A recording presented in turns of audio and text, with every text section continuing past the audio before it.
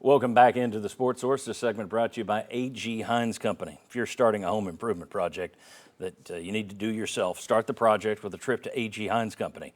I started this set with a trip to A.G. Hines Company. Let me tell you, answers, tips, tools, materials, and a little sweat equity. These guys did it. All from Gordon Hines and his team at A.G. Hines Company. Folks, there's a reason they have been around since 1920. 4 generations going back more than 100 years. Now that is a company you can trust. A.G. Hines Company, aghines.com.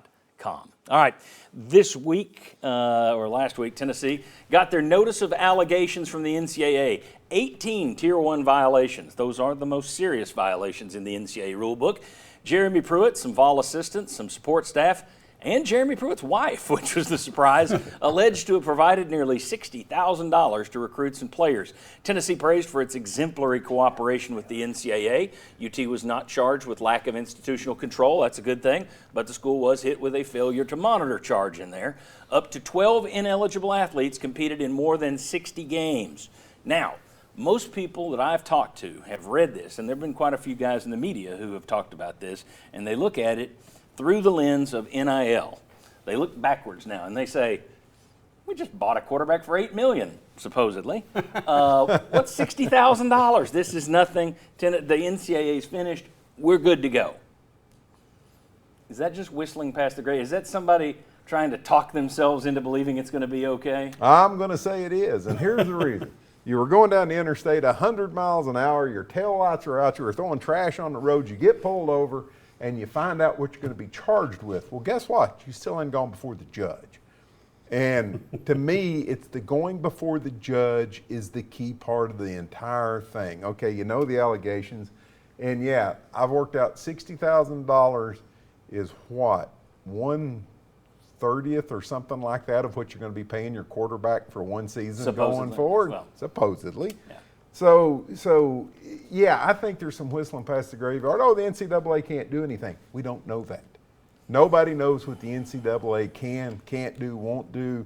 So yeah, I'm waiting until you find out what the penalty is. I'll give you one reason to feel better, and it's one.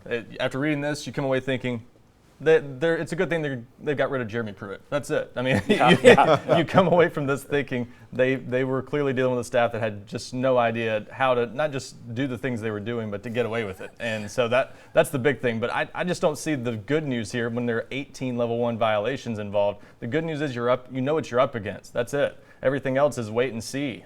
So I think that's a big number. When I was asked this week by someone, is that a record for level 1 violations? And I don't know what the record is, but it's pretty high. There. I mean, Ole Miss, I think, had fewer than 18. So for context, that's a lot. And so you still don't know what's going to come of it. Well, your point of knowing how to cheat is a good one, because I've always thought, I've said that about Bruce Pearl in the past.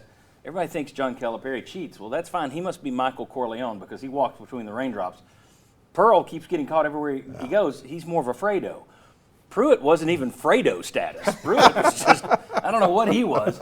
Let me ask you, Chuck, when you look at these violations and everything and you try and picture what the NCAA is going to do, that's always difficult anyway, because it's never a one-size-fits-all kind of punishment from them. Right. But the trick is they're changing what they are. Right now, they're moving to something new. Mark Emmert isn't going to be there. They're talking about the fact that we want to start punishing coaches more who did this, as opposed to athletes who may or may not have taken any cash. Well, all of that sounds good, but Tennessee's really kind of the test case for all this, because the NCAA, it's forming into something new. It isn't fully formed yet. We don't know what it's going to be. Yeah, but here's the deal. There's going to be another shoe fall. There's going to be something else hit the ground. I mean, whether it's a few scholarships, whether it goes beyond that. Which they've already self-imposed scholarship limits for 2 straight years now. The good news that came out of this, as slow as the NCAA is to act, guys, at least you know what you're facing. And it may take another 12 or 18 months. Who knows? Well, you know what you're facing as far as the charges. Right. You don't know what you're facing as far as the punishment. Well, I mean, you saw the list. You see what's out there. And a lot of people look at it and say, yeah. And here's the other thing.